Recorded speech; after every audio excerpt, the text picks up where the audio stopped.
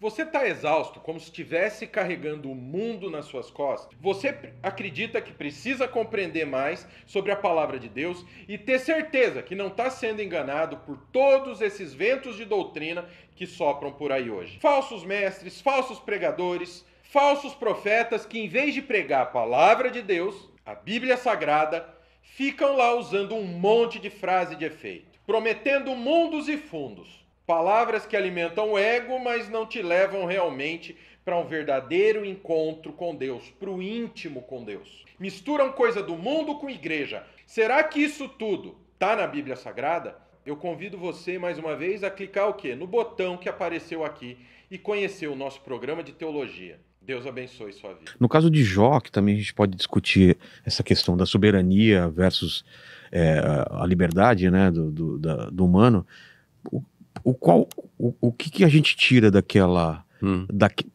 Porque dá a impressão que Deus permitiu que o demônio viesse e falasse, se você faz isso... Porque ficou fazendo tipo de uma aposta com Deus. O que aquilo o que dá para aprender com isso?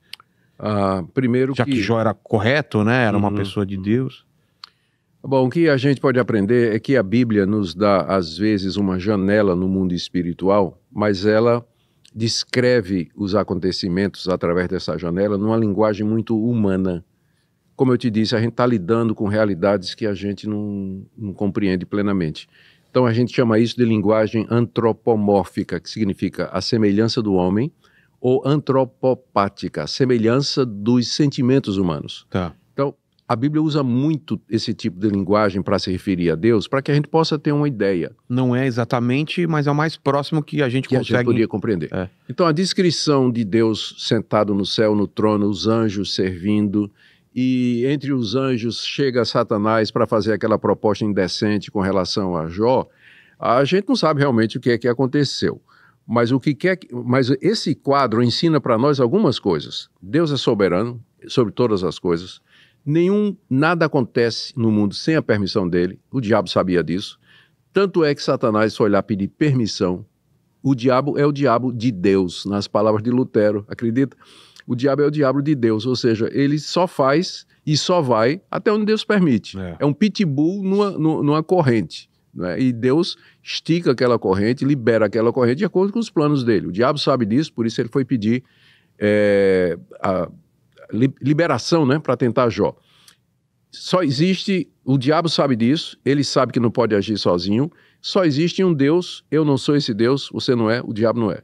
Então, ele reina soberano sobre tudo. E Deus, às vezes, permite que os seus servos mais fiéis passem por sofrimentos, angústias, exatamente para testar, purificar a nossa fé e a nossa confiança em Deus. Isso aí é ensino geral da Bíblia.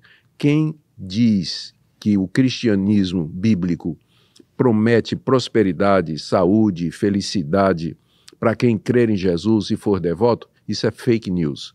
Isso aí é um evangelho falso. Jesus disse que a porta era estreita. E sempre foi. E a gente sempre está sujeito a esse tipo de coisas. Por isso que a gente não pode... Voltando agora ao tema do Rio Grande do Sul. Muitos cristãos fiéis lá do Rio Grande do Sul, eu conheço igrejas lá, conheço pastores, gente crente fiel lá, perdeu tudo. Não é?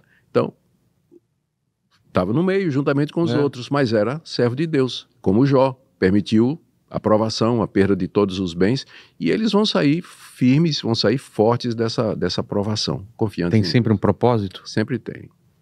Em relação à igreja, ao Papa, em questão das indulgências, o que mudou? Que a gente lembra das indulgências na Idade Média, né? Isso. Mudou compravam um pedaço do céu, não era isso? Mais ou menos isso. Mas gerou tanto problema isso, né? Gerou, mas não mudou absolutamente nada. As indulgências, elas foram... Primeiro, vou explicar. Né? O que era na época. O que era? Indulgência é um perdão divino concedido pelo Papa das consequências temporais dos pecados cometidos e que já foram perdoados no confessionário. O católico teria cometido uma falta grave, foi no confessionário, ele pediu, se confessou, o sacerdote lá perdoou os pecados, agindo em persona Christi, né, em nome de Cristo, E mais ainda restam as consequências do pecado. No mundo ou na eternidade? No mundo e na eternidade. Então, o Papa, do tesouro de méritos da Igreja, que é composto dos méritos dos santos, dos mártires e tudo mais, ele tira perdão que ele administra ao católico que cumpre determinadas condições que ele mesmo impõe. Tipo assim, essas indulgências, elas podem aliviar você dos sofrimentos aqui nesse mundo, por causa dos seus pecados, e do tempo, encurtar o tempo no purgatório, para que você possa, do purgatório direto para o céu. Então, era isso que estava sendo feito na Idade Média. As primeiras indulgências foram do século X ao século XIII e eram oferecidos aos que iam lutar nas cruzadas contra os muçulmanos islâmicos para recuperar a Terra Santa.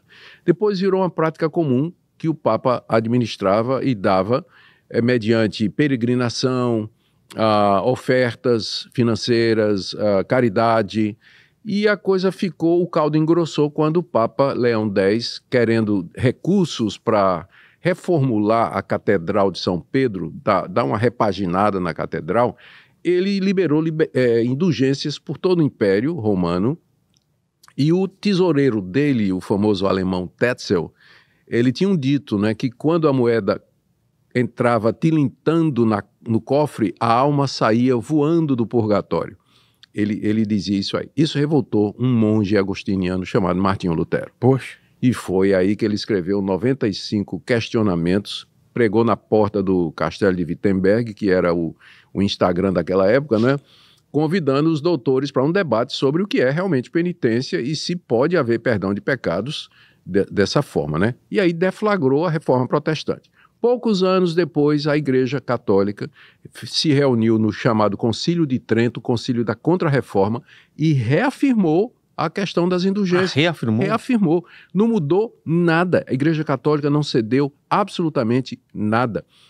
O Papa, nesses anos recentes, tem emitido indulgência para o Dia do Idoso, indulgência para a peregrinação eucarística. Recentemente, o Vaticano publicou uma nota, um decreto, meio que ajustando a questão da penitência para os dias de hoje.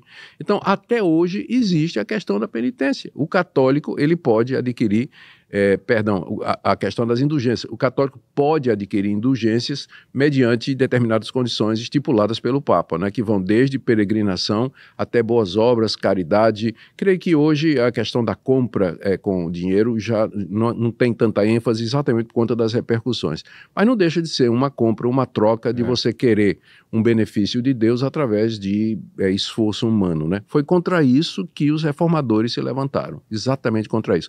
E por isso que eles disseram, já que isso não está na Bíblia, somente a Escritura. Já que isso ofende a Cristo, porque você vai ter que fazer alguma coisa para completar o trabalho de Cristo, somente Cristo, somente a graça, somente a fé, e a glória tem que ser somente de Deus e não da Igreja que administra esse tipo de redenção. Então, infelizmente, está aí as indulgências de volta, né, ao cenário de debates no meio religioso.